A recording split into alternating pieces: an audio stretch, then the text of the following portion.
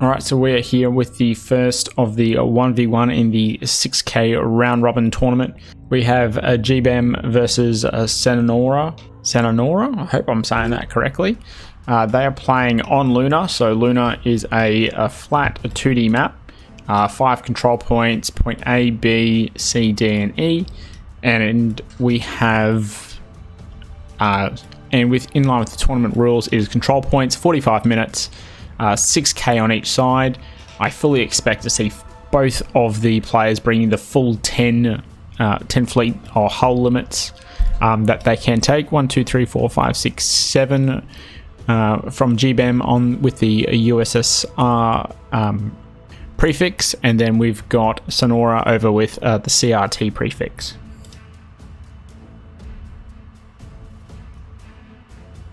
So this is fairly open. We've got some good divots out on the Luna map.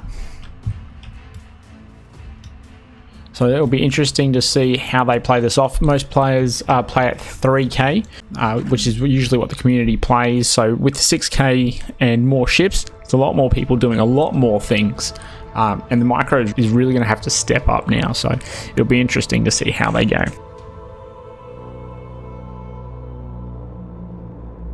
Forest is also recording this one. We jumped on sort of at short notice, so it'd be good to do a future one where we do it, where we cast together. I think that'd be pretty good. So let's have a look at Gbem's fleet with USSR first. It looks like he's got frigates here, blanket jammers, and bullseyes. Same deal with this one. I think this is more of a scout frigate. It looks like the Pinard spyglass build. It's got a corvette up the top, Pinard, and some jamming, some locking. It's hard with the blue, it sort of throws you off. 1, 2, 3. It's got light cruisers down the bottom. So the Red October is a Torp corvette. It's a Torp light cruiser with some Aurora point defense. It's got a battleship with railguns and a beam, so it's bow tanking I expect with this, and if they get too close, the beam in the back. And what else are we missing? 1, 2, 3, 4, 5. I think we got 2 more up here. Again, I think it's the exact same. No, sorry, we haven't done these 2 over on this side. Some VLS 23s and some more scouting, jamming, locking. 1 more. Same deal. So if I was to look at Gbem's fleet, I would say that he is going to be operating with these 2, doing the main amount of bits of damage, and then using these other ships, these other frigates, as support craft, with the corvette being able to move in and capture points. Now, if we have a look at Sannore's with the CRT moniker, he's got a light cruiser with 2 50s and some missiles. Up here, we've got, look, a E-War corvette. So blanket jammers, comms jammer, and a bullseye. Paired with what I believe is a spyglass frigate, just based on the fact that there's nothing else on it. We've got another sort of carbon copy on the other side, and Sannanore is now moving into capture point E. So very much a mirror side here. We've got the light cruiser with the 2 50s, the 2 jamming spotting corvettes, and then out the back here we've got what I would take as another, looks like a point defense ship, just Auroras. And probably what's going to be doing the main amount is a railgun battleship. Now, with 6k points and only 10 hulls, we're going to see a fair amount of battleships, I think, in this tournament, in these 1v1s. However, it depends on what the supporting ships will really be. So this will be an interesting matchup. Now, Gbem has been playing for a long time and a lot of games, so he has got a higher rank. Just because you have a high rank doesn't always mean they a favoured outcome, but I would put it in the USSR's favour right now.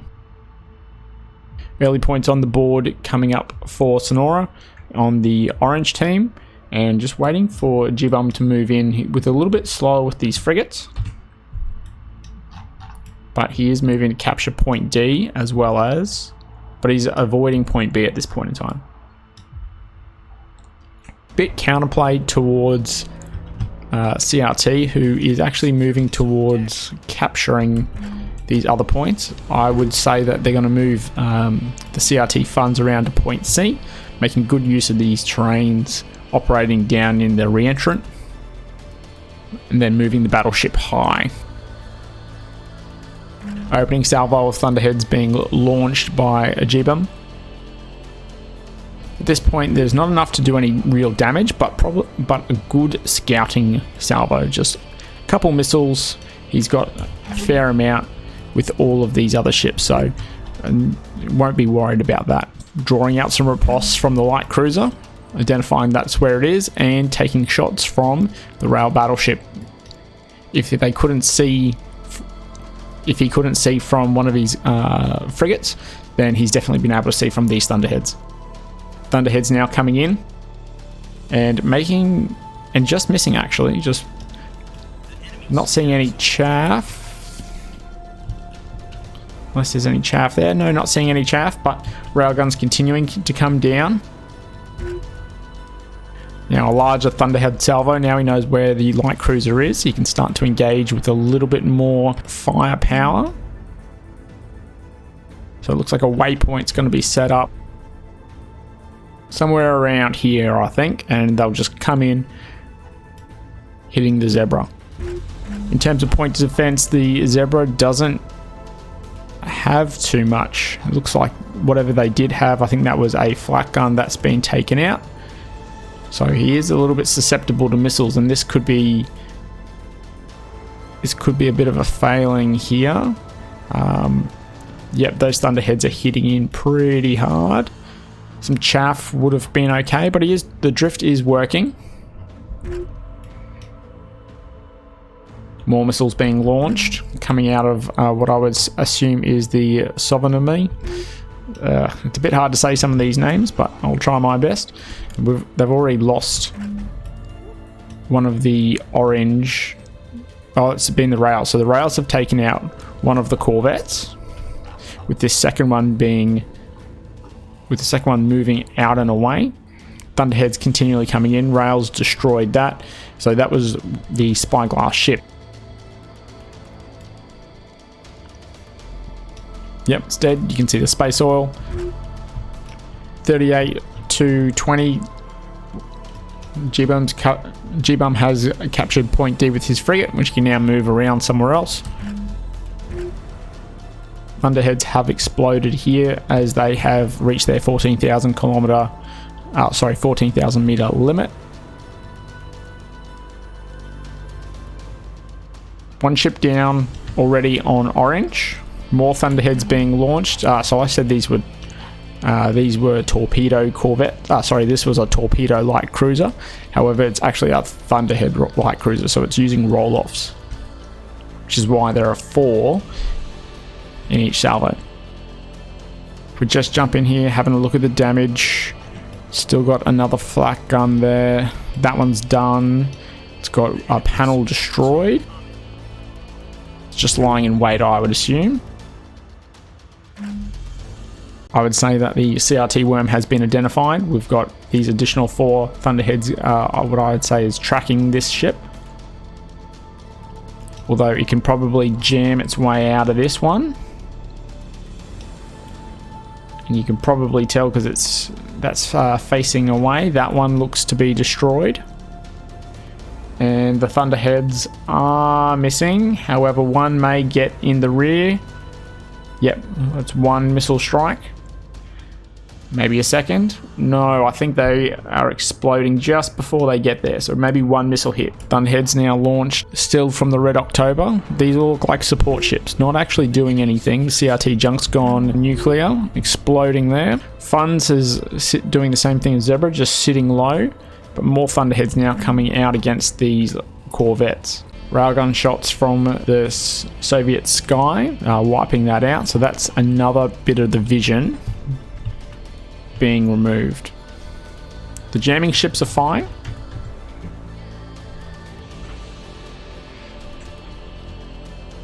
But at the moment, regardless of points, it looks like it is going towards Gbem's favour.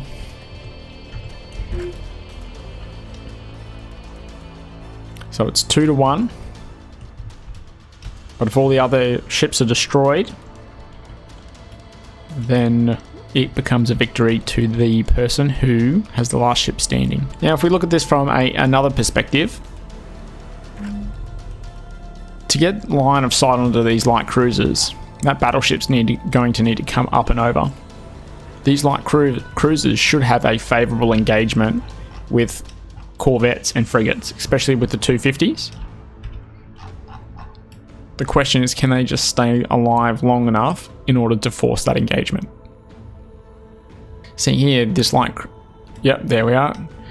This light cruiser is sitting right in front of the rails. So if they had tucked in, say, under... If I scroll out a little bit, down in here, that would have forced people to come up and over the top and spot them. And by the time, say, for example, the radar or the sonar had moved into a position sort of up here to see down, then funds could have popped out and started shooting and removed that layer of vision from the USSR fleet.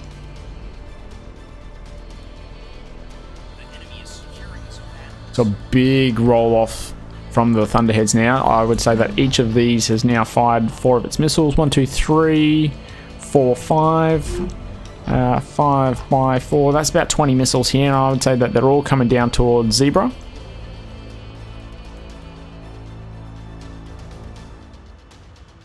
Yep, here they go, arcing in.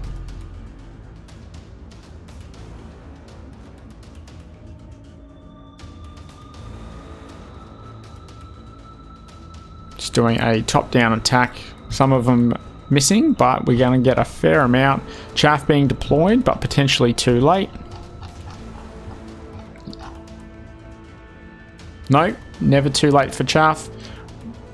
It looks like a 1 or 2 missiles hit early on. However, the rest have then been... the rest have harmlessly gone into the dirt. There's still a few that are kicking around out the back, but they'll harmlessly explode on the surface of the moon.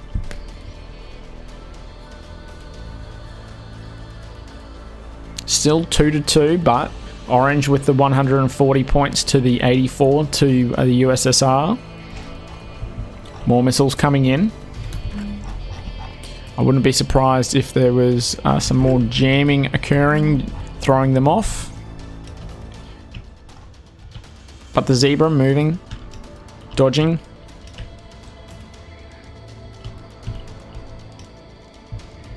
One final missile, let's see if it can actually hit in.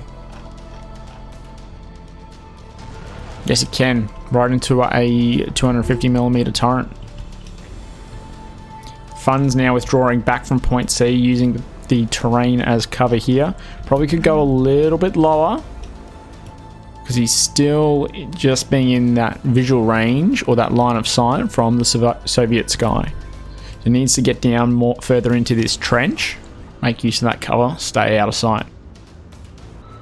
Another big roll-off launch here, going after the CRT worm, potentially.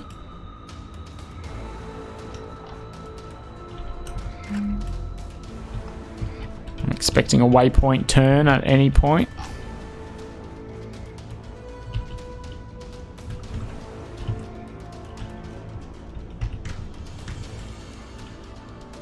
Potentially not.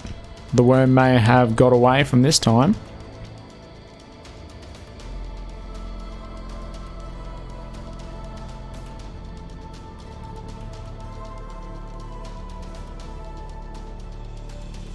Looks like those missiles will miss.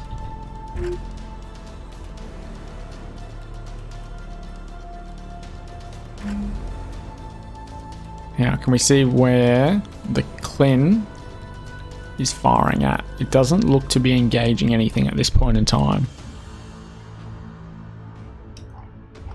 We'll just look out for its telltale signs. Thrusters engaged. It's rotating into position for something.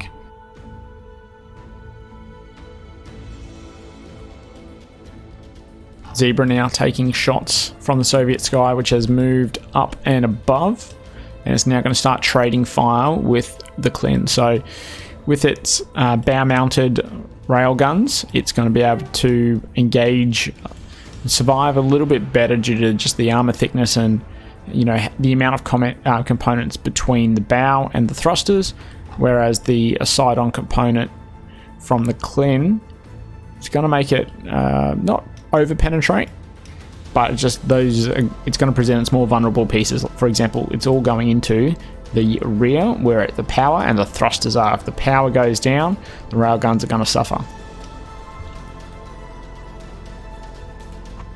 Shots now coming in onto one of the spotters. So a good shot there. So a couple into its drives and into its reactors. So that's good. Starting to take out the eyes of the blue team, but at this point it could be a little bit hard. Soviet Sky was positioned really well. It's just been able, with its spotters and the locks from these frigates, it's just able to put those rounds continually into the orange team. Now Red October's moving forward, more Thunderheads coming in, and this top-down attack,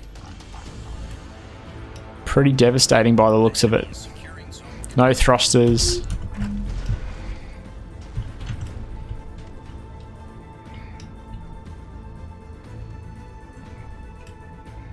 No more missiles, but more continuing to come from the Red October.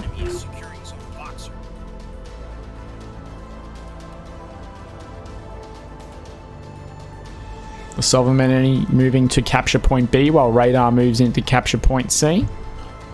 To waltz behind, quickly make up a lead here. The Utiloi is destroyed, so the Klin should be switching targets over to either radar or sonar. So the light cruiser's worth of missiles just destroying this other light cruiser.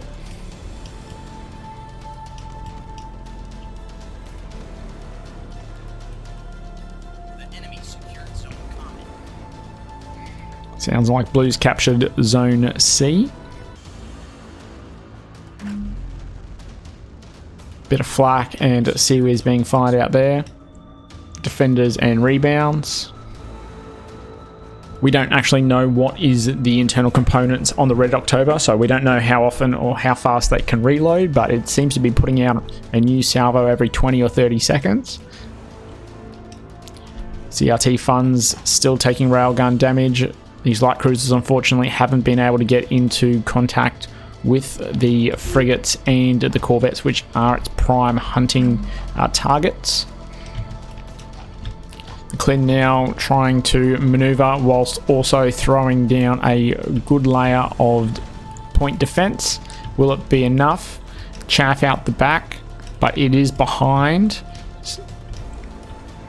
Some of the Thunderheads starting to move there, but it looks like the point defense on the Klin on the right hand side has been destroyed. Thunderheads are just impacting and destroying any other additional pieces of a point defense over here. If it rolled, it would be able to then bring its other point defense onto bear.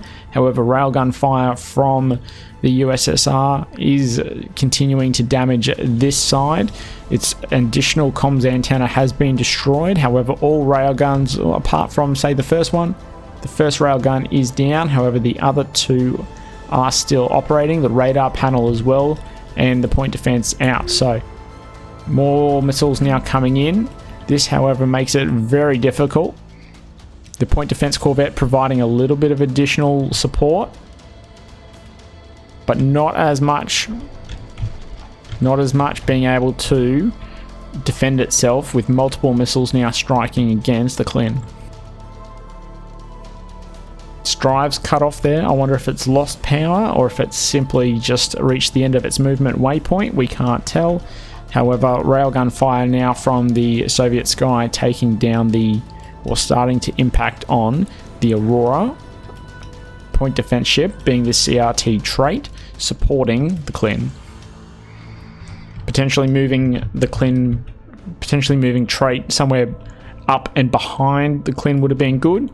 That would have enabled it to fire head on, as well as making best use of the Aurora's maximum range, being that 3 to 4k range for point defense, the longest range. Point defense not even firing now for the Clin. The Thunderhead salvos continuing to just wreak havoc on the right hand side of that battleship. A fuel reactor leak, and we've lost the Clin. The Clin has gone down. That is a reactor explosion. We didn't even see that it was coming, apart from that little fuel reactor leak that started to precede that explosion. But other than that, that is all that is left of the battleship. And there is that little blue light. That is it. The main offensive capabilities for the orange team are now down. Blue taking the lead, 372 to 300, a commanding presence at the moment. Soviet Sky still being able to put out all of the railgun fire upside down, doing trick shots.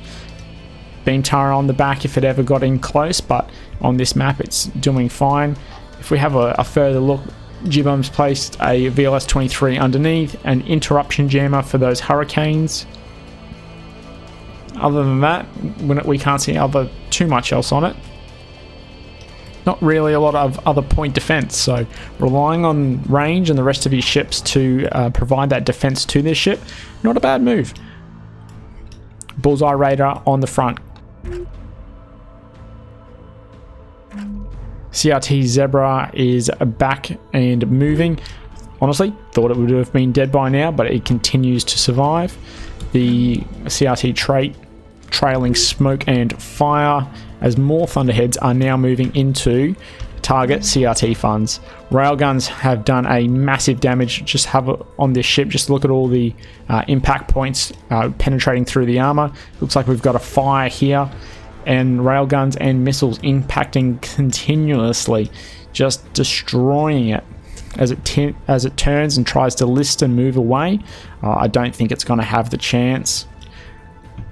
As the Red October starts to burn towards point E, the CRT funds finally are suffering defeat, and that's why the Soviet Sky had rotated. It has progressively moved forward during this battle and is now making use of its beam on the funds, but the funds are dead.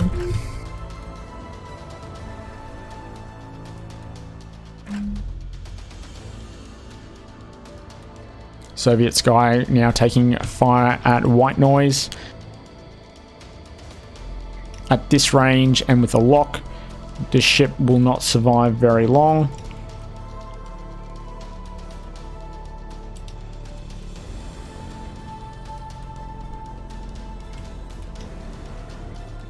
Rounds continually impacting.